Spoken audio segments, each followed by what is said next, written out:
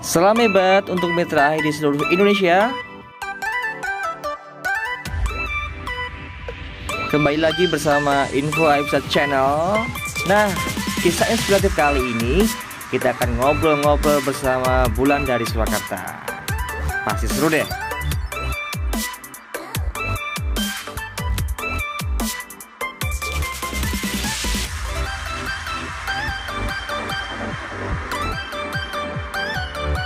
Selamat menyaksikan. Selamat pagi Bulan. Selamat pagi Mbak Nana. Sehat Bu? Aman terkendali. Ya, terima kasih telah bersedia untuk diwawancarai kami. Jadi boleh diceritakan Bu gimana kisahnya awal ketemu dengan Ahe, terus perjalanannya bisa? Perjalanan waktu ketemu Ahe ya. Iya. Jadi ini pertama kali itu saya tuh gini ceritakan dari awal ya. Iya. Saya itu menikahnya muda. Jadi waktu itu umur 19 itu saya udah menikah. Kenapa kok saya mau menikah umur 19? Karena pertama orang tua saya mau kuliah, saya nggak punya uang. Terus saya berdoa sama Tuhan. Saya tuh bilang, nek misal saya itu mau kuliah ternyata nggak bisa, ya sudah kalau gitu saya mau nikah aja. Nikah saya itu waktu itu belum punya pasangan, jadi tapi gitu. tidak lama kemudian hadirlah Pak Lan, itu ada yang mau ngijak nikah, saya mau waktu itu. Kenapa mau umur saya 19 mau nikah segera, karena Pak Lan selisihnya usia 13 jadi waktu itu. Jadi saya maunya ya udahlah, nanti kalau nunggu saya kelamaan juga, saya mau ngumpulin duit, mau kuliah dulu kan kelamaan ya, lulus dulu nanti Pak Lan usianya berapa, akhirnya saya nikah dulu. Itu tahun berapa Bu? Tahun 96 saya nikah itu. Terus punya anaknya udah agak gedean, anak saya 2 cowok-cowok waktu itu. Saya terus ingat, oh iya pengen kuliah ya gitu. Mau kuliah nggak punya uang saya, dan saya waktu itu ibu saya udah meling sama saya, nikah dulu, nanti kalau sudah nikah minta dikuliahke sama suami. Tapi saya waktu itu saya terus nggak minta beliau, nggak minta suami saya jadi pengennya ragat sendiri. Nah, kalau kuliah mahal, saya waktu itu sekolah guru TK dulu. Nah, sekolah guru TK kan murah tau waktu itu. Pas masih udah macam kursusan waktu itu hanya 6 bulan aja, dan alhamdulillah ketika saya berhasil membiayai diri saya sendiri ya. Jadi waktu itu saya nggak pakai uangnya suami, saya kerja, wis pokoknya saya apalah gitu. Saya bisa membiayai saya sendiri, saya lulus, alhamdulillah waktu itu tok tamen guru TK nih, aku tok tamen ini terbaik ngono lho gitu. Tapi apa kendalanya? Saya tuh ngelamar jadi guru TK nggak payu. Oh, malah enggak. Payu. Kancaku sing ra terbaik malah payu waktu itu. Jadi ketika PKL langsung pada ditarik. Alhamdulillah wah ditarik, sisa jadi guru TK. Waktu saya tuh nggak ada yang narik. Nah, akhirnya saya tuh tanya, saya mau lamar gimana. Mereka nggak berani narik saya tuh karena apa? Ternyata gajinya cuma 150, 300 itu maksimal. Pada zaman saya tuh 300.000 guru TK wes wokeh banget gitu loh. Intinya 150 lah. Malah ada juga yang di bawah 100. Nah, akhirnya saya nggak payu jadi guru TK, tapi saya nggak putus asa. Waktu itu setiap pagi itu saya buka koran. Dulu masih zamannya koran. Sekarang nggak payu ya koran ya. Koran udah ganti HP. Sekarang lewatnya HP, WA. Sekarang tuh dulu nggak ada internet. Jadi saya tuh langganan koran sama suami di langganan koran. Yang saya buka pertama itu mesti kolom lowongan. Nah, ceritanya gitu. Waktu buka kolom lowongan itu tuh yang saya cari yang guru TK gitu. Lah kok tiba-tiba ada tuh di kolom lowongan itu tentang pelatihan Ahe. Ya 2010 saya gabungnya waktu itu. Nah sudah gitu saya akhirnya ikut. Waktu itu biaya pelatihan tuh 250, dan bodohnya saya tuh iso bedake pelatihan karo seminar iki bedone apa. Bayangan saya itu ya seminar ngono kae lho. Ning kok larang men 200 saya malah 275 waktu itu. 275. Akhirnya saya ikut mendaftar. Waktu itu saya ikutnya tuh di Kabangan. Itu tempatnya Pak Nuri. Itu beliau trainer masih ini. Pak Nuri itu sorry Bu Nuri yang pria bernama Pak Munif ya. Waktu itu saya pelatihannya di situ. Nah, waktu pelatihan di situ tuh itu kan waktu itu klasikal ya. Waktu pertama tuh masih ada pelatihan secara klasikal. Jadi bareng-bareng kita berlatih. Tanya-tanyaan atau biasa ibu-ibu langsung itu tekok loh. Biayanya piro ngono ya loh. Nah, ternyata beliau itu pada dikasihnya 250. Lah kok aku 275 ngono lho ya. Lah terus tapi saya enggak ngiri. Saya tuh enggak tipe orang ngiri. Saya tuh malah jadi pacuan. Oh, nek aku larang berarti aku kudu buka, kudu jadi itu. Dan akhirnya sampai sekarang itu ya. Justru saya dilarang kayak seneng, berarti aku sudah jadi. Tapi enggak sih, sebenarnya enggak dimahalin juga. Karena apa? Mereka kok 250 karena mungkin daftarnya rombongan seperti itu ya waktu itu. Gitu. Tapi pelatihannya memang Sama bareng-bareng. Waktu itu yang latih masih Pak Rumah sendiri. Iya. Ya. Nah, udah pelatihan, akhirnya saya berhasil sampai sekian itu. Jadi saya tuh lupa jadi guru TK gitu. Dan saya percaya Tuhan itu kalau memberi apa berkat, Gusti Allah tuh kalau ngasih berkat tuh nggak akan kualik kok, nggak akan tertukar. Seperti sebenarnya pada awal mau buka AHE itu saya tuh punya 3 tujuan. Pertama, suami ngajak punya anak lagi. Anak saya cowok-cowok 2, suami saya bilang ayo punya anak lagi, punya anak yang ketiga, cewek boleh, cowok boleh. Nah saya itu waktu ke dokter itu, jadi saya itu pertama pengen punya anak sih. Yang kedua, waktu itu saya sekolahnya kan cuma guru TK, saya belum kuliah S1. Saya terus mendaftar juga di Sahid, saya mau kuliah tapi kuliahnya yang kelas sore. Nah kampusnya bilang ini pendaftaran diterima dulu Bu, nanti dikabari ya Bu kalau udah ngumpul yang kelas sore. Nah berarti kan cita-cita main dua anak karo iki karo buka AHE. Nah bareng waktu itu. Nah yang mau punya anak, dokternya bilang Bu ini ibu nggak bisa punya anak lagi deh kayaknya, pokoknya mau diperiksa karena ibu tuh ada miom coklatnya. Nah nggak bisa, nggak apa-apa ya Bu, kan udah punya 2 anak ya, nggak apa-apa, nggak sedih-sedih amat sih. Iya tau maksudnya ya wis lah, memang wis yo terus nggak bisa kuliah juga katanya belum bisa, ini belum ada barengannya. Ya wis akhirnya saya fokus dulu buka AHE. Nah akhirnya jalan, tiba-tiba dari kampus tuh diundang saya, dikasih tahu Bu ini udah ngumpul Bu, ayo kuliah. Nah udah akhirnya jalan kuliah, bisa membiayai diri sendiri. Nah setelah itu baru tahu-tahu saya hamil. Nah saya itu terus merenung, kalau dulu saya hamil dulu malah rasido buka AHE ya rasido kuliah ya toh. Nah itu ya, jadi Tuhan tuh kalau ngasih berkat nggak akan udah ditulis jalannya gitu, seperti itu.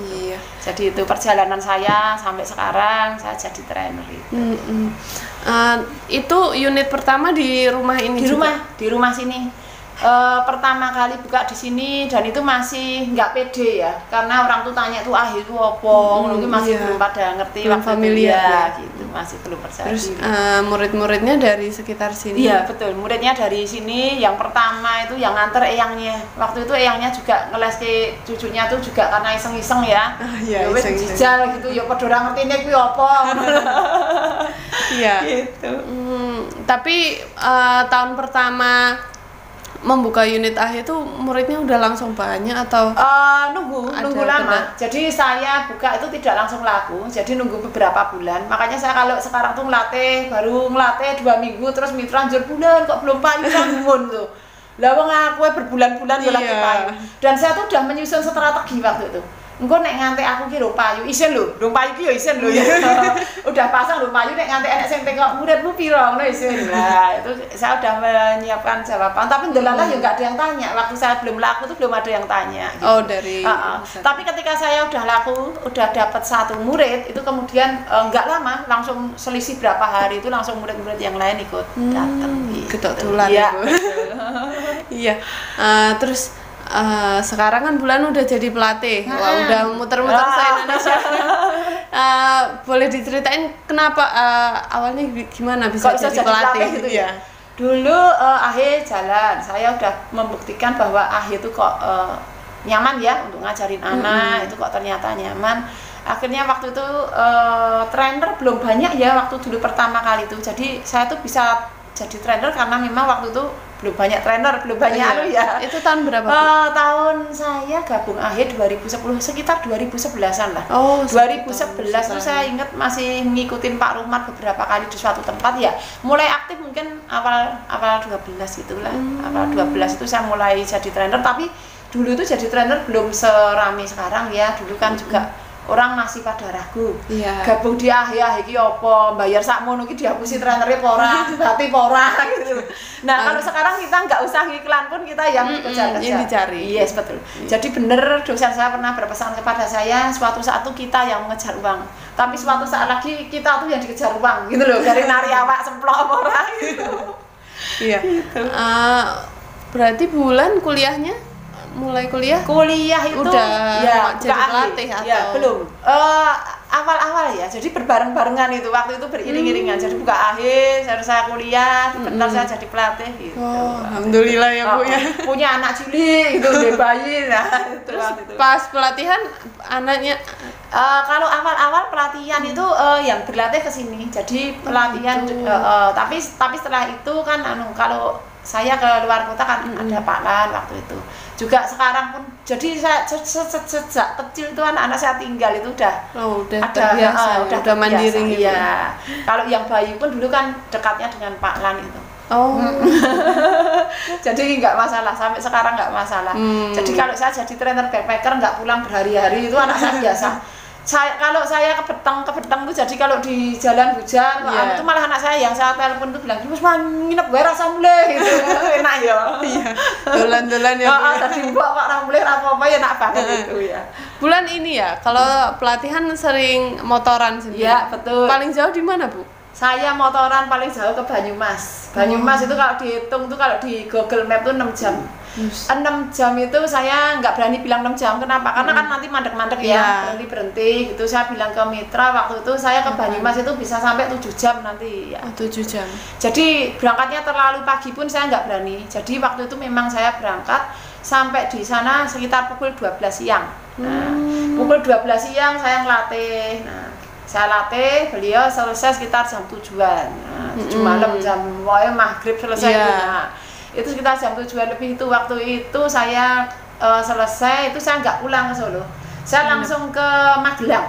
Nah, karena besoknya saya sudah ditamani di Magelang, saya tidur di Magelang. Dan saya tuh nggak tahu jalan. Saya tuh sebanyak pelatihan yang bepergian itu saya tuh 95%-nya saya tuh naik motor.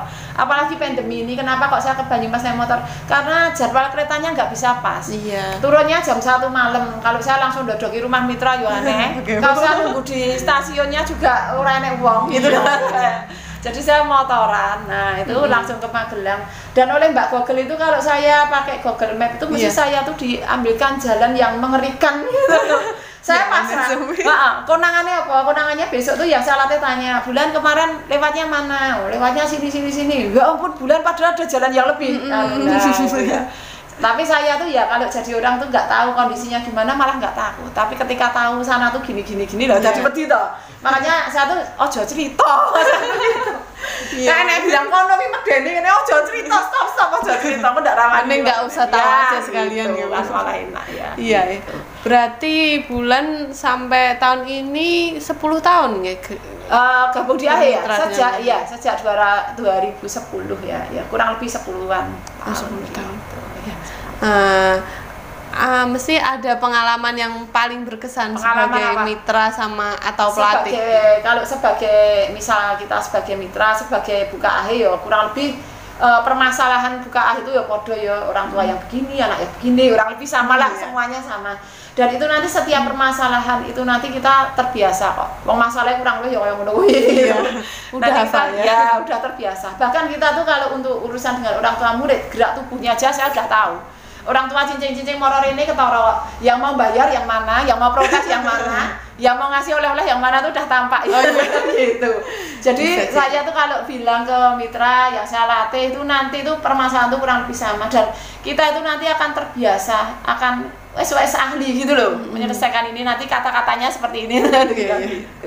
Kalau pelatihan yang paling berkesan di mana? Pelatihan berkesan itu saya tuh pertama kali tuh berlatih kalau ke Kalimantan ke Kutai Barat, ke Kutai Kartanegara. Itu saya seneng, saya pernah berlatih itu, jadi transportnya tuh bisa ganti-ganti, naik pesawat, dari pesawat yang bagus sampai pesawat capung, sampai naik itu kapal yang di Sungai Mahakam.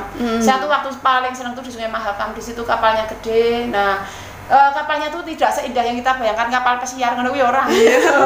Jadi kapalnya kapal kayu, saya naik di situ. Nelayan. Nah, waktu itu konsultannya itu nungguin saya sampai dapat kapal. Saya bilang udah Bu ditinggal aja, itu Bu Tri Kurnia, masih saya ingat waktu itu. Bu ditinggal aja. Jadi beliau malam-malam saya tuh suruh nginep lagi, waktu itu selesai pelatihan nginep lagi, saya nggak mau. Saya pokoknya kalau bisa pulang sekarang, pulangkan saya sekarang biar mirip hotelnya gitu. pulangkan saya sekarang, segera saya mau melatih ke tempat yang lain gitu. Waktu itu adanya kapal itu, lah Putri nggak mau ninggal saya sebelum kapalnya datang.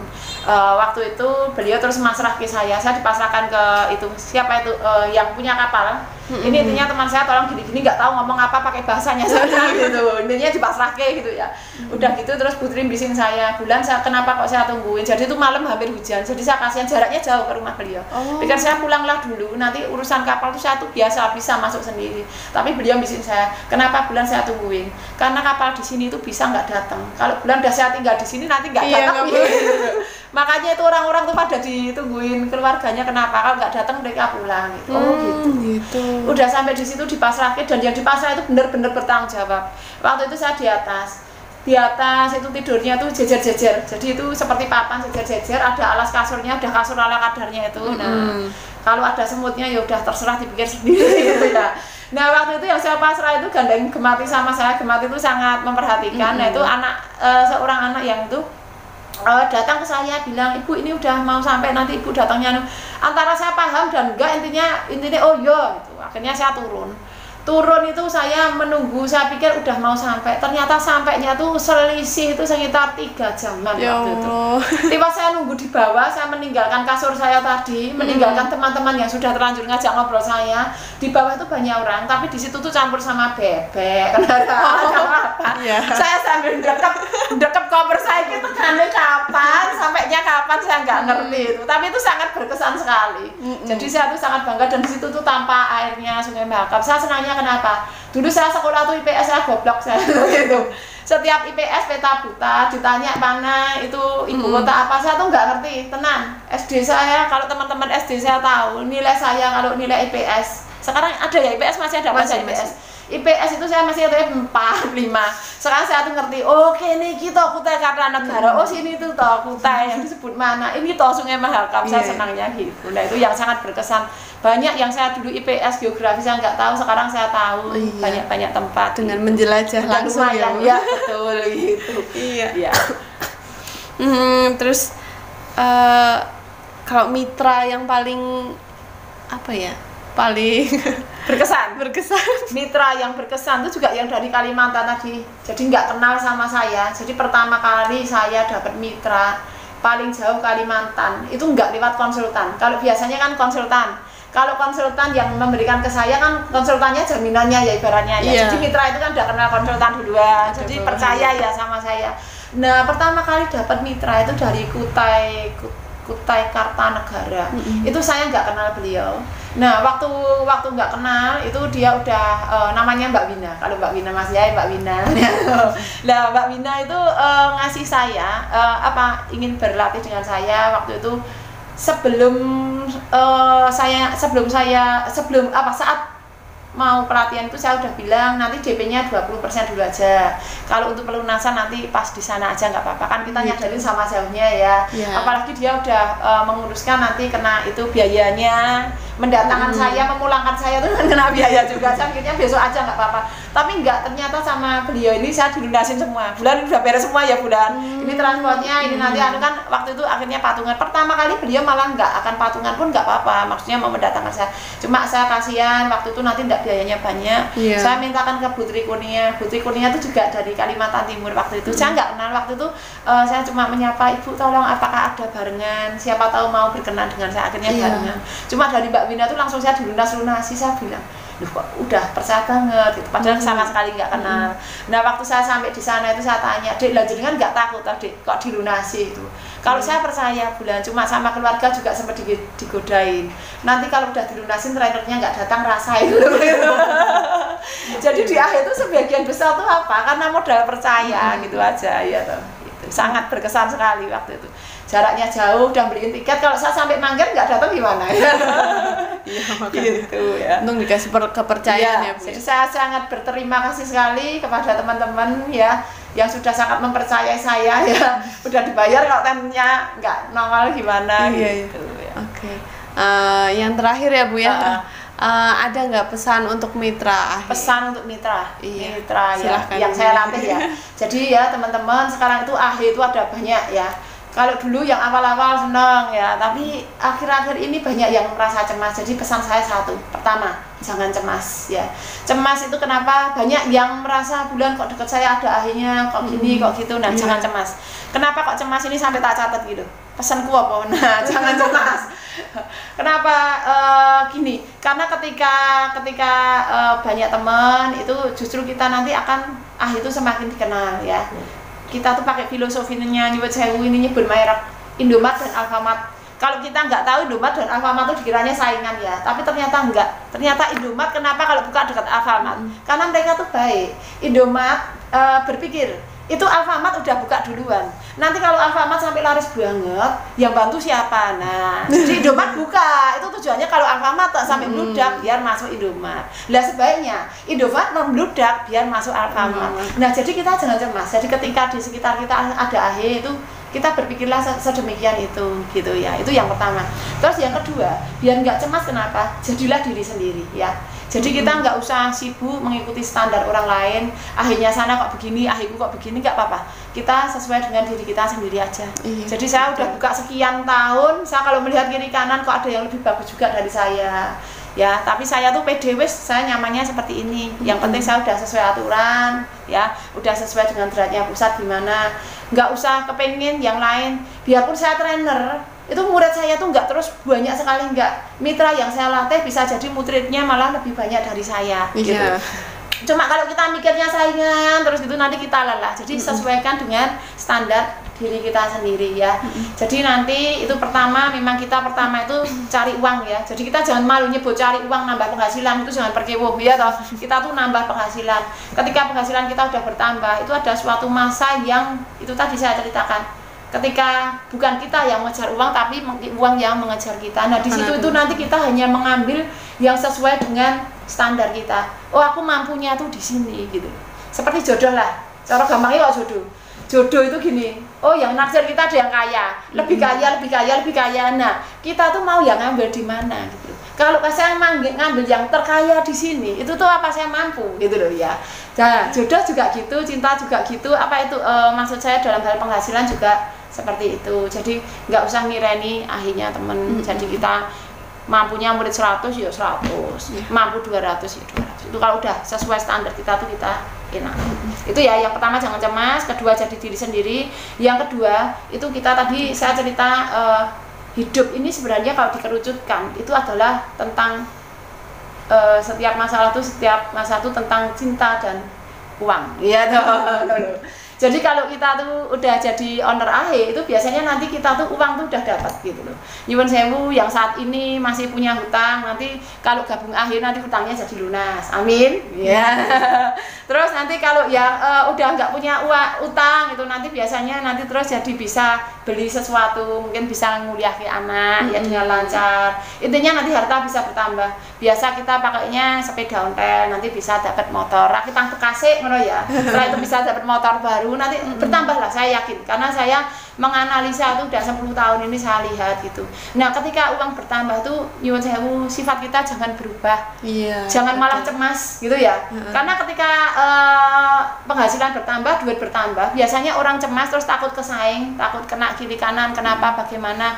Kesaingnya bukan hanya takut dengan metode yang lain dari selain AHE, tapi juga malah dari teman-teman kita. Jangan sampai begitu. Jadi uang jangan membuat kita cemas terus jadi jahat. Jadi ketika kita cemas kan terus jadi wah ini melarang begini ya.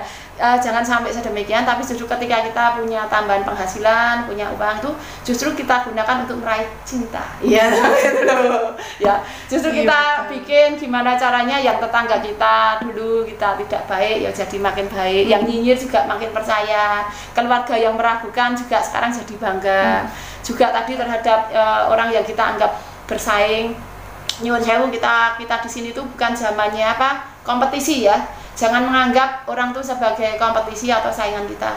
Sekarang tuh zamannya bukan zaman kompetisi tapi zaman kolaborasi ya. Jadi ketika kita punya uang, raihlah cinta. Karena ketika kita sudah dapat cinta, entah itu cinta dari teman, dari sesama kita, dari pasangan kita itu uang, rezeki itu akan datang dengan sendirinya. Betul. Kedapan ya. Iya, gitu. Pokoknya intinya jadi diri sendiri, Yes. semuanya udah diatur Yes, gitu betul. ya. Jangan cemas, jadi diri sendiri, dan ketika udah tambah penghasilan, jangan menggunakan kekayaan kita itu untuk membuat orang lain tidak nyaman, tapi justru orang semakin nyaman berhubungan dengan kita, ya. Iya. Semakin maksudnya semakin ada kasih, ada cinta gitu. Ya. Oke. Baik. Terima kasih loh Bu Ya, pesannya untuk sama-sama. semua mitra Ahe Ya, gitu. gitu. Oke, Intinya semua semangat ya. Saya terima kasih sudah dipercaya oleh Ahe Pusat, oleh para mitra, oleh orang tua, oleh semuanya. Ya. Ya sudah Bu, terima kasih pesannya, Ya. terima kasih sudah berbagi cerita dengan semua teman mitra Ahe. Ya. Gitu. Terima kasih atas kesempatannya. Ya, sama-sama. Saya juga mengucapkan terima kasih untuk Kak Nana, Mas Arif. Iya.